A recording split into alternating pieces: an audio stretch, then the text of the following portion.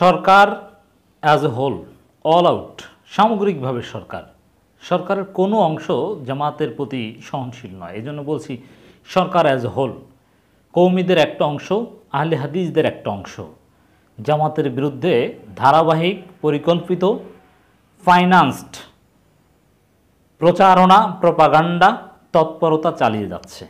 তার বিপরীতে জামাত ইসলামী সাধারণ জনগণকে জামাত ইসলামীতে যোগদানের আহ্বান জানিয়ে আসছে।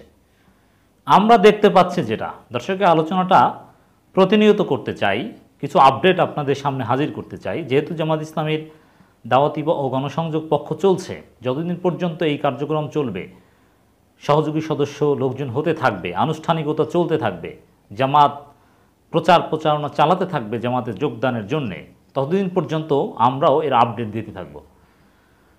তো এদের এই সরকার, কৌমিদের একটা অংশ, আহলে হাদিসদের একটা অংশের মারাত্মক প্রচারণা এবং প্রপাগান্ডা সত্ত্বেও বিপুল সংখ্যক মানুষ জামাত ইসলামীতে যোগদান করছে, প্রতিনিয়ত করছে।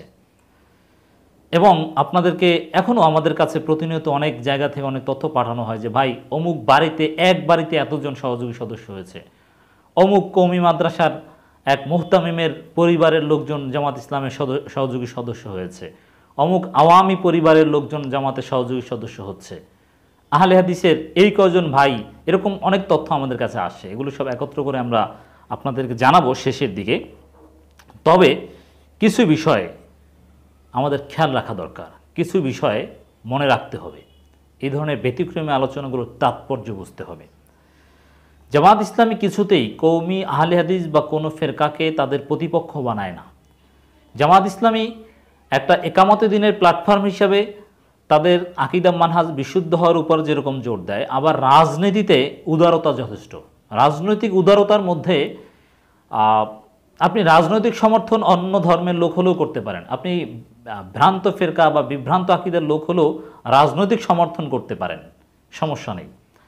কিন্তু আপনাকে যদি জামাতের রোকন হতে হয়, কর্মী হতে হয়, তাহলে বিশুদ্ধ আকীদা মানহাজের আহলে সুন্নাত ওয়াল জামাতের ভেজাল মুক্ত হতে হবে। কিন্তু রাজনৈতিক সমর্থন আপনি শিয়া, হিন্দু হলেও করতে পারবেন, কোনো সমস্যা নেই।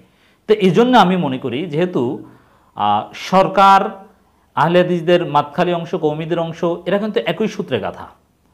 তো এই যে সরকার, কওমিদের একটা অংশ, দ্যাট মিনস শাহবাগী, এবং আহলে হাদিসদের একটা অংশ, এরা রাজনৈতিক কারণে কোনো সাম্রাজ্যবাদী শক্তির টাকা খেয়ে, এজেন্সির টাকা খেয়ে জামাতের অগ্রগতি ঠেকানোর চেষ্টা করছে।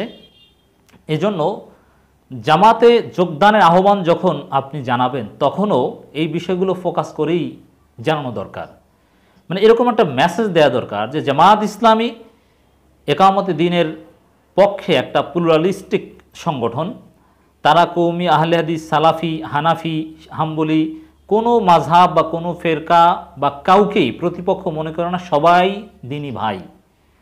একই সাথে যারা দেশের বিরুদ্ধে, যারা ইসলামের বিরুদ্ধে ষড়যন্ত্র করে, যারা একটা লেভেল লাগিয়েছে, কওমি লেভেল, ফরিদউদ্দিন মাসুদের মতো দেওবন্দি লেভেল কিংবা আহলে হাদিস লেভেল লাগিয়েছে, কিন্তু আসলে তারা মাতখালি।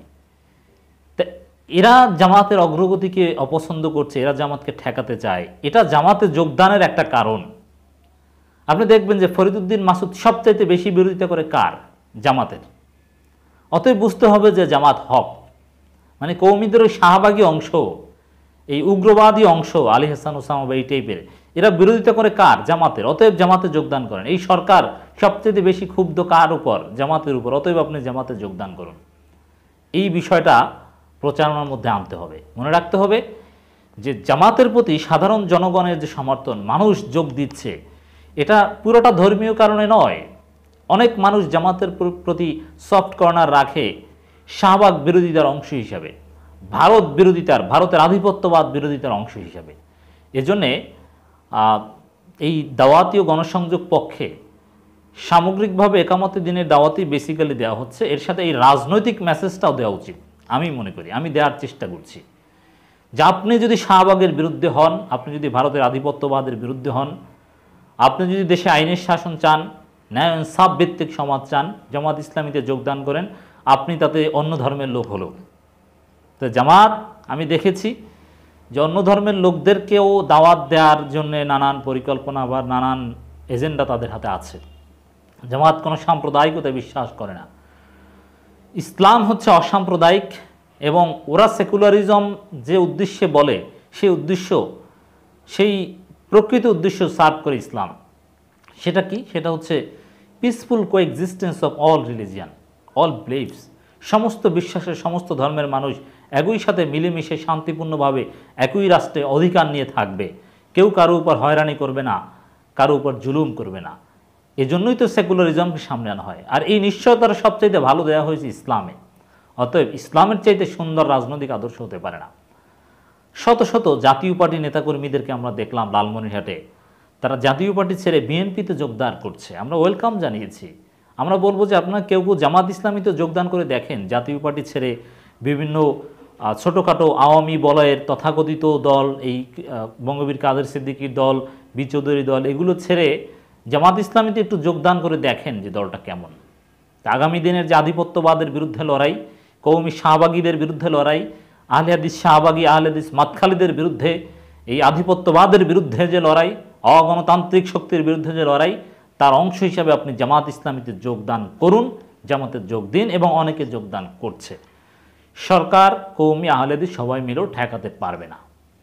বিএনপিকেও ঠেকাতে পারবে না, জামাতকেও ঠেকাতে পারবে না। জামাতের দাওয়াত ব্যাপকভাবে পৌঁছে দিন।